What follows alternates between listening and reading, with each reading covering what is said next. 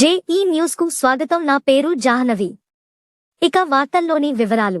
శాంతియుతంగా పండుగలు జరుపుకోవాలని వినాయక మండపాలను ఏర్పాటు చేసేవారు తప్పనిసరిగా ఆన్లైన్లో అనుమతులు తీసుకోవాలని Ramagundam police commissioner M.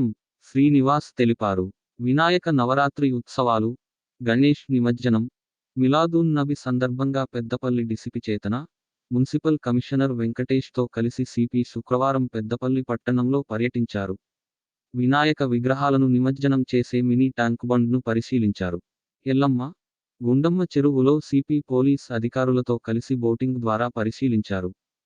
ACP G. Krishna, CI Praveen Kumar, traffic inspector Anil Kumar, SI Laxman రావులు పాల్గొన్నారు.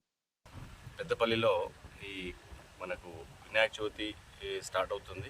రేపు 7th రోజు నుంచి పండాల్స్ వినాయక ప్రతిష్టాపన జరుగుతుంది.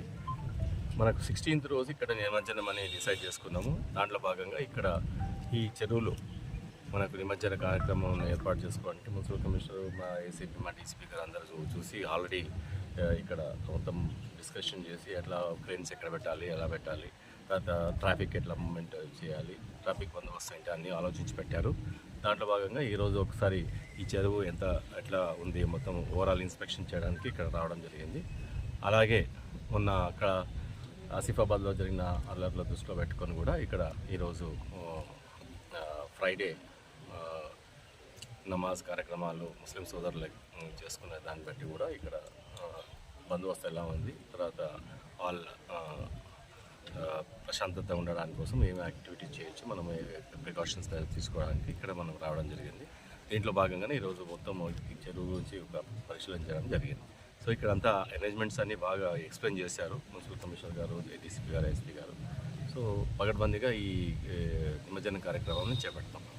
వినాయక మండపందారులకి ఆల్రెడీ మీటింగ్ పెట్టాము, ఆల్రెడీ కోఆర్డినేషన్ మీటింగ్ పెట్టాము. 2 మతస్థుల నుంచి కూడా ఆర్గనైజర్స్తో మీటింగ్ పెట్టేసి మా మిలాదున్ నబి అండ్ మీ వినాయక చవితి సందర్భంగా 2 క్లాష్ అయితే సేమ్ డే వస్తున్నాయి. వాళ్ళకి కూడా రిక్వెస్ట్ చేయడం జరిగింది. వాళ్ళు కూడా మనం చెప్పిన ఇన్స్ట్రక్షన్స్ ప్రకారం వాళ్ళు ఒప్పుకున్నారు. నెక్స్ట్ 19th కానీ 20th కానీ చేయడానికి వాళ్ళు ఒప్పుకున్నారు. వాళ్ళకు నేను థ్యాంక్స్ చెప్తున్నాను. ఇప్పుడు మనకు ప్రతి పండాల్లో ఒక యాప్ లాగా తయారు చేసాం హైదరాబాద్లో. అది అందరికీ స్టేట్ వైడ్గా వాడుతున్నారు. ఆ యాప్లో ఎక్కడ పండాలు ఉంది దాని జియో ట్యాగింగ్ చేస్తాము. దాంట్లో అక్కడ ఆర్గనైజర్ పేరు, దాని తర్వాత అన్ని అరేంజ్మెంట్స్ అన్ని కరెక్ట్ ఉన్నాయా లేదా, తర్వాత ఎలాంటి ఈ డీజేలు అవి ఇవి పెట్టకుండా, తర్వాత అన్వారంటెడ్ సాంగ్స్ కానీ, తర్వాత ఇతర మతస్థులను కించపరిచే స్పీచెస్ కానీ, సాంగ్స్ కానీ పెట్టకుండా వాళ్ళకి ఆల్రెడీ ఇన్స్ట్రక్షన్స్ ఇవ్వడం జరిగింది. దాని ప్రకారం అన్నీ చూసుకుంటాము. ఏదైనా వైలేషన్ జరిగితే మాత్రం యాక్షన్ తీసుకుంటాము ఇమ్మీడియట్గా.